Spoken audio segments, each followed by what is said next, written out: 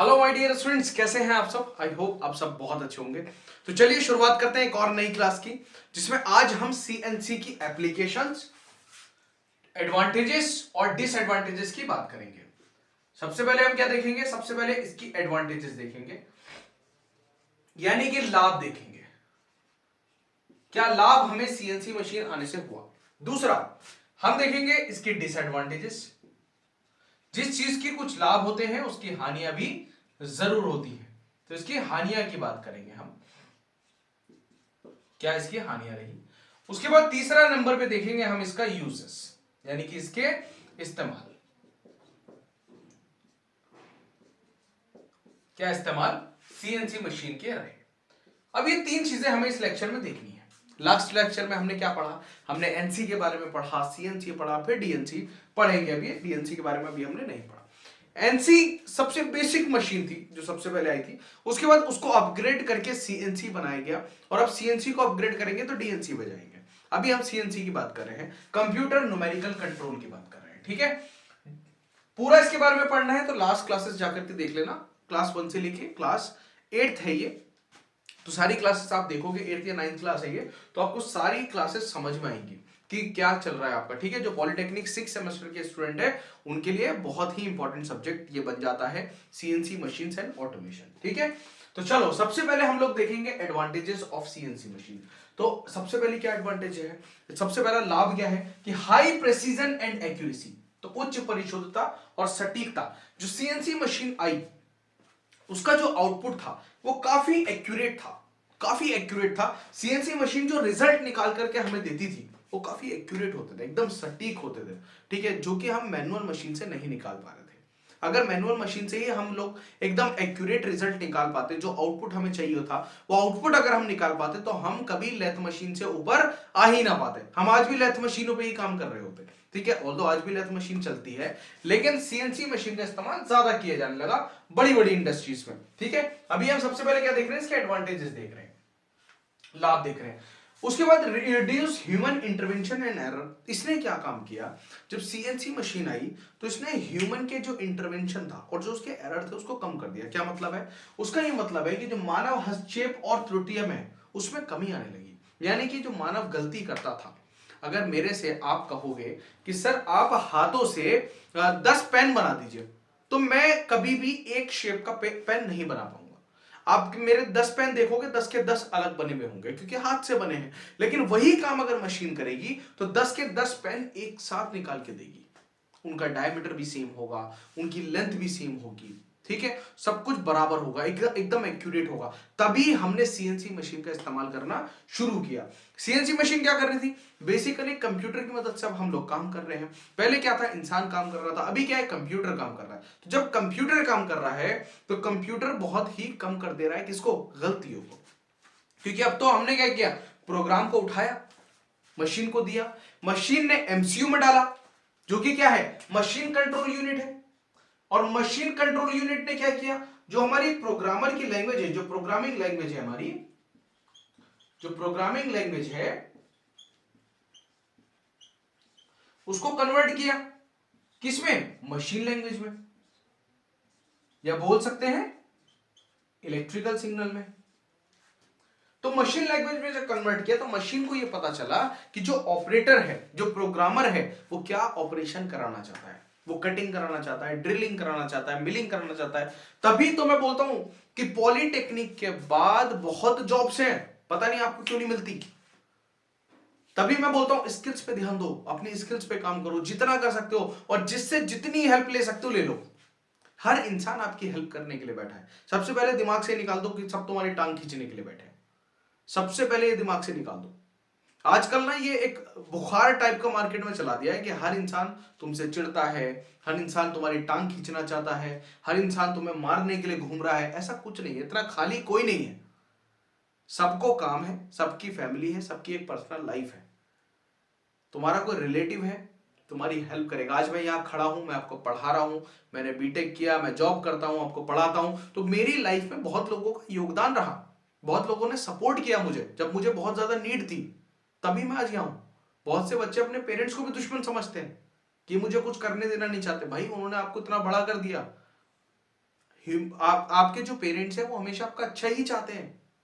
आप इस चीज को कभी भी, ये जो इंस्टाग्राम रील्स आजकल चल रही है ना कि मैं ही हूं, ऐसा कुछ नहीं है, आप ही नहीं है। अकेला इंडिविजुअल कुछ नहीं कर सकता, उसको एक अच्छी टीम की, एक अच्छे ग्रुप की हमेशा नीड होती है। तो हमेशा एक अच्छा नेटवर्क बनाओ और जितने अच्छे लोगों के साथ बैठ सकते हो, उठ सकते हो, उनसे आप बैठो। मैं नहीं कह रहा गलत सोसाइटी में बैठ जाओ, अच्छी सोसाइटी में बैठो। जितना अच्छी सोसाइटी में रहोगे तुम्हें उतना अच्छा मिलेगा, चाहे नॉलेज मिले, चाहे तुम्हारा नेटवर्क मिले, है ना, चाहे तुम्हें जॉब मिले, तुम अच्छे ही ट्रैक पे जाओगे अगर अच्छे लोगों के साथ रहोगे। तो अपना नेटवर्क बनाओ, अच्छा बनाओ। रिलेटिव्स हैं, ब्रदर्स हैं, कजिन्स हैं, मिलो यार, सबसे मिलो, सब तुम्हारी हेल्प करने के लिए बैठे हैं और उन्हें भी सपोर्ट चाहिए, उन्हें भी सपोर्ट करो आप, ठीक है। तो मशीन कंट्रोल यूनिट की बात कर रहे थे। मशीन कंट्रोल यूनिट क्या काम करती है सीएनसी में? जो हमने प्रोग्राम उसमें फीड कराया है उसको कन्वर्ट करता है, लैंग्वेज को बदलता है, उसकी क्या करता है, जो प्रोग्रामिंग लैंग्वेज है उसको मशीन लैंग्वेज में कन्वर्ट करता है और मशीन के जो कंपोनेंट्स हैं जो आगे कार्य करेंगे उनको सिग्नल भेजता है और बताता है कि अब आपको ये ऑपरेशन परफॉर्म करना है। क्लियर। आगे देखते हैं फास्टर प्रोडक्शन रेट। अब उत्पादन तेजी से होने लगा, यानी कि अगर हम 1 घंटे में 10 प्रोडक्ट बना पा रहे थे, तो सीएनसी मशीन आने के बाद हम 1 घंटे में 100 प्रोडक्ट बना पा रहे थे। तो हमारी प्रोडक्टिविटी जो है वो बहुत बढ़ गई, यानी कि अब हम 90 प्रोडक्ट ज्यादा बना पा रहे थे हर घंटे। एक एग्जांपल है, हर घंटे, ठीक है।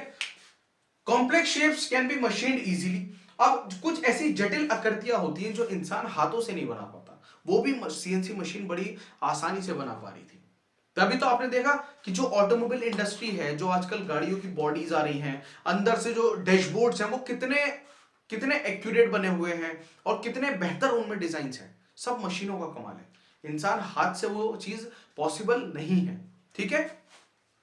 Easy program modification for different parts. तो क्या वो विभिन्न भागों के लिए आसान प्रोग्राम संशोधन हम कर सकते थे। कहीं पे हमें प्रोग्राम को चेंज करना है तो जो हमारा प्रोग्रामर होता है, जो उस मशीन को ऑपरेट कर रहा होता है, जिसको हम सीएनसी ऑपरेटर भी बोलते हैं, है ना, वो क्या करता है, वो प्रोग्राम में फेरबदल कर सकता है, प्रोग्राम को एडिट कर सकता है, मैनेज कर सकता है अपने हिसाब से, जैसी उसकी रिक्वायरमेंट रहेगी उस हिसाब से वो अपने हिसाब से संशोधन कर सकता है। तभी मैं बोलता हूँ सीएनसी ऑपरेटर की पोस्ट बहुत निकलती है। तैयारी कर लो, तैयारी जरूर करो, और जितनी अच्छी तैयारी करोगे तुम्हारी उतनी जॉब अच्छी लगेगी, ठीक है, उतना ही ज्यादा अचीव कर पाओगे। लिमिटेशंस की बात करते हैं अब।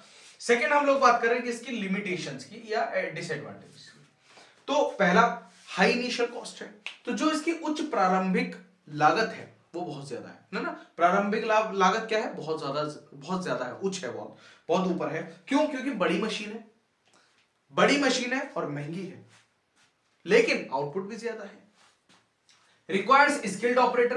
तो स्किल्ड ऑपरेटर कौन है? हमारे पॉलिटेक्निक के स्टूडेंट्स, हमारे इंजीनियर्स, ये सब क्या है, ये सब स्किल्ड है।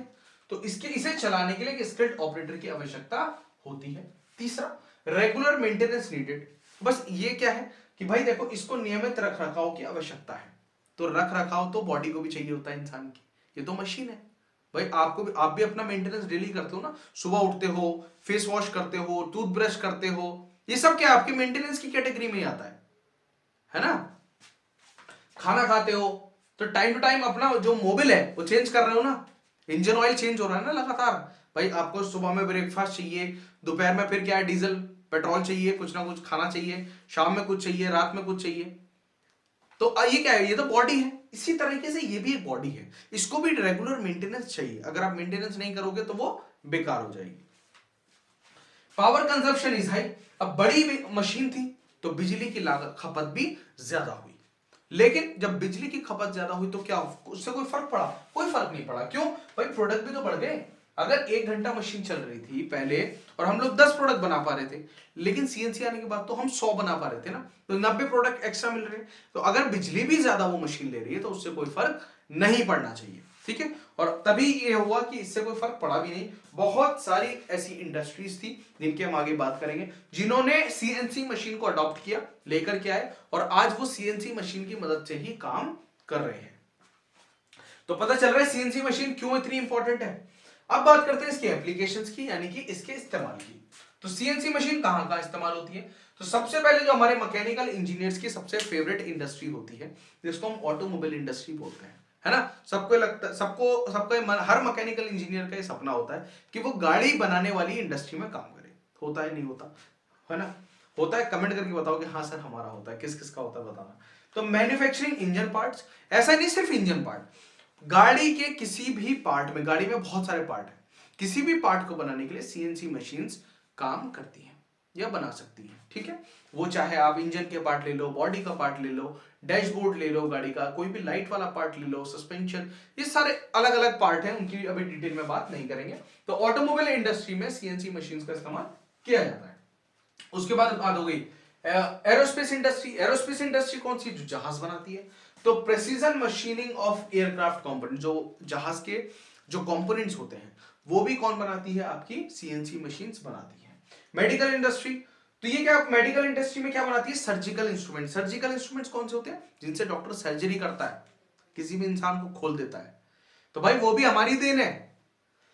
अगर डॉक्टर किसी को खोल पा रहे हैं तो वो किसकी देन है, मैकेनिकल इंजीनियर्स की देन है। मैकेनिकल इंजीनियर ने क्या बनाई, सीएनसी मशीन बनाई। तो सीएनसी मशीन ने क्या है, सीएनसी मशीन क्या कर रही है, सर्जिकल इंस्ट्रूमेंट भी बना के दे रही है। वैसे जो हमारे सीएनसी मशीन जिन्होंने बनाई थी, जॉन टी पार्सन ने, जिन्होंने पहले एनसी मशीन बनाई थी, वो एक एरोस्पेस कंपनी में ही काम करते थे, एयरक्राफ्ट इंडस्ट्री में ही वो लोग वो काम करते थे, साइंटिस्ट थे। तो उन्होंने ही क्या बनाई थी, एनसी मशीन बनाई थी। कौन थे, जॉन टी पार्सन। मैंने लास्ट लेक्चर्स में पढ़ाया है, जाकर के देख लेना जो पिछली क्लासेस है।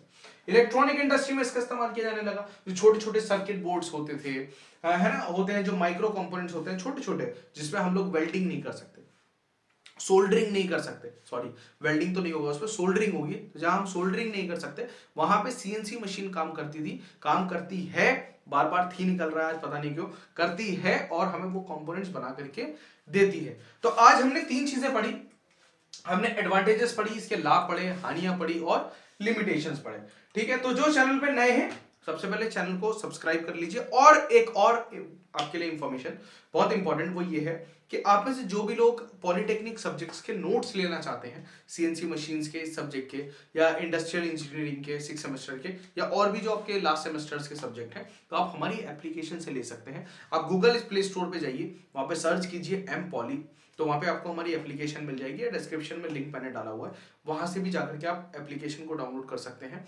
तो वहां से आपको नोट्स मिल जाएंगे, नोट्स आप अपने ज्वाइन कर सकते हैं।